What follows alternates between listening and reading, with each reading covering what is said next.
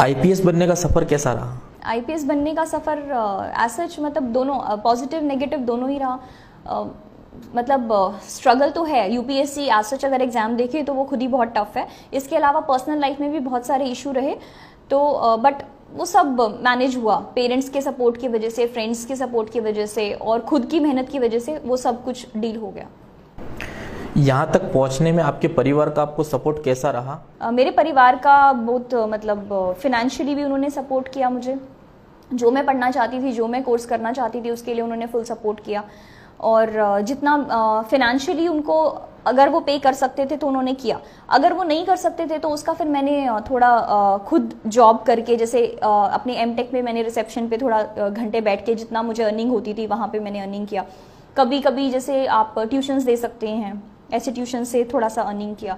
तो ऐसे करके फाइनेंशियली उन्होंने मुझे सपोर्ट किया, तो मैंने भी अपनी तरफ से जितना अर्न कर सकती थी मैं साइड बाय साइड अर्निंग किया। और उन्होंने इमोशनल बहुत सपोर्ट किया, क्योंकि सोसाइटी की तरफ से बहुत प्रेशर होता है कि आप लड़की को बहुत पढ़ा रहे हैं, लड़की आगे लड़के को ज़्यादा पढ़ाओ, लड़की आगे पढ़ के क्या करेगी, आपको अल्टीमेटली उसकी शादी कर देनी है। तो वो सब चीज़ से बहुत डिप्रेशन होता है अगर आप सुनते हैं, और वो बहुत नेगेटिविटी होती है। तो उस चीज़ से, नेगेटिविटी से मेरे पेरेंट्स ने मुझे बहुत प्रोटेक्ट किया, इमोशनली बहुत सपोर्ट किया उन्होंने। आपने पढ़ाई मैनेजमेंट और टेक्नोलॉजी में की, फिर आपने इस फील्ड में आने का क्यों चाहा? जब मैंने मैनेजमेंट और टेक्नोलॉजी में पढ़ाई की तो उसका जो स्कोप, मतलब मेरा जो ब्रांच था वो बायोटेक्नोलॉजी था और फूड टेक्नोलॉजी, उसका स्कोप इंडिया में एज सच बहुत कम था। तो उसी स्कोप को मैं आगे लेके मैं फॉरेन कंट्री में मैंने किया जॉब। तो जर्मनी में मैं गई और कनाडा में गई, दोनों में मैंने काम करके देखा। तो मुझे इतना रियलाइज़ हुआ कि वहाँ पे मैं जो भी काम कर रही हूँ वो सिर्फ और सिर्फ वहाँ की देश की डेवलपमेंट के लिए मैं कर रही हूँ। तो मुझे अपने देश की डेवलपमेंट के लिए कुछ करना था। और बीइंग अ लेडी ऑफिसर मुझे पता है कि हाँ, लेडीज़ का अभी स्टेटस अपनी कंट्री में इतना अच्छा नहीं है। तो अब मैं एक एग्जाम्पल भी क्रिएट करना चाहती थी यहाँ पे लेडीज़ के लिए, सभी विमेन के लिए, कि हाँ यहाँ तक आप जा सकते हैं, और अपनी कंट्री में डेवलपमेंट भी करना चाहती थी। इसीलिए फिर मुझे अपना करियर थोड़ा डाइवर्ट करना पड़ा। आपने फॉरेन में भी जॉब किया, आपने ही कहा कि जर्मनी, वहाँ तो वहाँ छोड़ के आपने इंडिया में ही आना क्यों पसंद किया? और आपने आईपीएस बनने के बाद इंडिया के लिए क्या करना चाहेंगी अपने देश के लिए? मैंने इंडिया में आना जो सोचा था ये तभी सोच लिया था जब मैं कनाडा और जर्मनी जाके मैंने वहाँ पे जॉब किया। तो मुझे ये रियलाइज़ उसी टाइम हुआ था कि मैं अपने देश की तरक्की के लिए कुछ भी नहीं कर पा रही। मैं अगर काम कर रही हूँ, मैं इतने घंटे दे रही हूँ अपनी ज़िंदगी से, तो जो भी घंटे जा रहे हैं वो वहाँ की डेवलपमेंट के लिए जा रहे हैं। तो अपने देश के लिए मुझे तरक्की के लिए काम करना था, इसीलिए मैं यहाँ पे आई। और यूपीएससी के लिए मैंने इसीलिए सोचा क्योंकि यूपीएससी एक शॉर्टकट होता है कि आप जाके सोसाइटी को आप एम्पावर कर सकते हो। तो इसीलिए मैंने यूपीएससी में आने का डिसीजन लिया। आईपीएस बनते ही सर आपका थराद में पहला पोस्टिंग, किस नज़रिए से देखते हैं आप? ये बहुत अच्छी अपॉर्चुनिटी है क्योंकि थराद जोग्राफिकली बहुत वाइड एरिया है, तो यहाँ पे सीखने को मुझे बहुत मिलेगा। और दूसरा, थराद का जो बॉर्डर लगता है वो एक इंटरनेशनल बॉर्डर पाकिस्तान से लगता है और राजस्थान से। तो यहाँ पे जो मेन इशू इंटरनेशनल बॉर्डर के, वो भी मुझे सीखने को मिलेगा। थराद एज सच अगर हम देखें तो यहाँ पे काफ़ी सारे क्राइम्स हैं, प्रोहिबिशन से रिलेटेड सबसे ज़्यादा क्राइम यहाँ पे मिलेगा। कितने भी अगर ट्रक्स या कोई भी अगर व्हीकल एंटर करता है तो वो थराद साइड से एंटर करता है, राजस्थान बाउंड्री से। तो उसको रोकने के लिए हम काफ़ी एक्सपेरिमेंट कर सकते हैं।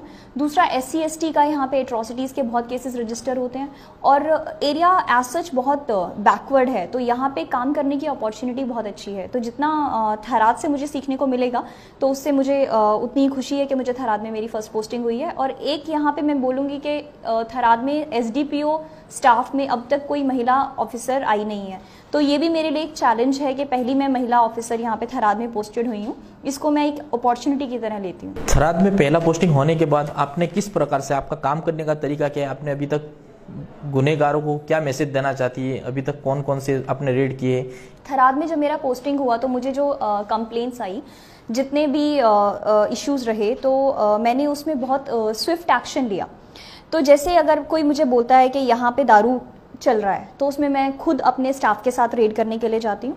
दूसरा, यहाँ पे मुझे जो इन्फॉर्मेशन मिली NDPS का, नारकोटिक्स का, तो एक टेम्पल से जो यहाँ के पुजारी थे वो गांजा का पूरे थराद में सप्लाई करते थे। जैसे ही मुझे इन्फॉर्मेशन मिली, विद इन 1 आवर मैंने अपने टीम को रेडी करके और SOG को इन्फॉर्म करके उनके साथ रेड किया।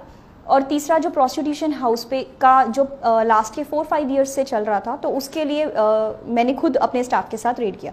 तो अगर मेरे पास कोई सीरियस कंप्लेंट आती है तो उसको मैं खुद पर्सनली अपने स्टाफ के साथ जाके रेड करती हूँ और डील करती हूँ। तो मेरा काम करने का तरीका है कि आप अगर मुझे कुछ भी इन्फॉर्मेशन देंगे, पहले तो मैं पब्लिक के साथ बहुत फ्रेंडली हूँ, तो पब्लिक मुझसे आके कभी भी मिल सकती है, कोई भी इन्फॉर्मेशन दे सकती है।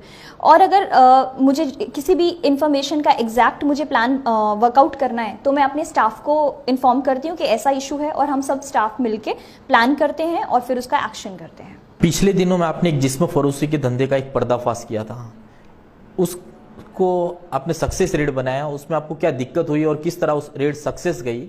जो ये प्रोस्टिट्यूशन हाउस जो चल रहा था जिसको रेड किया, इनका जो मॉडस ऑपरेंडी था वो बहुत कॉम्प्लिकेटेड था कि ये फ़ोन से ही इन्फॉर्म करते हैं और फ़ोन से कस्टमर को भी बुलाते हैं, और अगर कोई लड़कियां किसी को बाहर से बुलाना है तो भी इनका व्हाट्सएप कॉल से चलता है।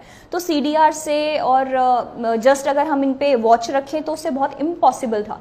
दूसरा, इनका एक जो मॉडस ऑपरेंडी का तरीका इनका ये था कि जो इनके लिंक हैं, 3 या 4 लोग थे जिनसे वो लिंक करके कस्टमर को इन्वॉल्व करते हैं। इनका जो पहले से एस्टैब्लिश्ड नेटवर्क है उसके अलावा ये किसी को आने नहीं देते, उससे कांटेक्ट करना बहुत मुश्किल रहा। तो उनके जो एस्टैब्लिश्ड कस्टमर में से किसी एक से कांटेक्ट करके उनको रिक्वेस्ट करके एक हमने डमी कस्टमर को भेजा। वहाँ फिर पूरा हमने 2 टीम्स रेडी की पुलिस की, और 2 उनका पूरा घर का स्ट्रक्चर देखा। उसके घर में 2 दरवाजे थे, एक पीछे और एक आगे, दोनों साइड हमने अपनी टीम को रखा, और जैसे ही हमें सिग्नल मिला अपने डमी कस्टमर से तो दोनों साइड से रेड किया और हम तभी सक्सेसफुल इसमें हो पाए। और वो सरप्राइज रेड था, इसीलिए उनको अपने फ़ोन से डेटा डिलीट करने का टाइम नहीं मिला, इसीलिए व्हाट्सएप से हमने काफ़ी एविडेंस भी इसमें रिकवर किए हैं।